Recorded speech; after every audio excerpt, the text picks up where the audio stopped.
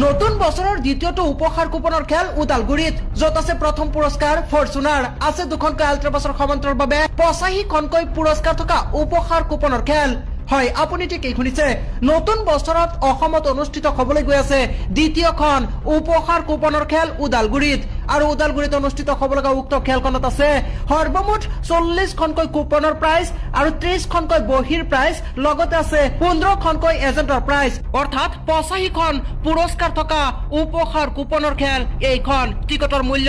100 টকা চৰকাৰ তথা প্ৰশাসনৰ সম্পূৰ্ণ পাৰমিশন লৈ উক্ত খেলখনৰ আয়োজন কৰা হৈছে বুলি খেল পৰিচালনা সমিতিয়ে আমাক জানিবলৈ দিয়ে চেৰিগাঁও ফাউণ্ডেশ্যনৰ উদ্যোগত অনুষ্ঠিত হ'বলৈ গৈ আছে এই বৃহৎ উপহাৰ কুপনৰ খেল আৰু সিজৌ ফাউণ্ডেশ্যনৰ সহযোগত স্কুল নিৰ্মাণৰ সাহায্যতে আয়োজন কৰা হৈছে উক্ত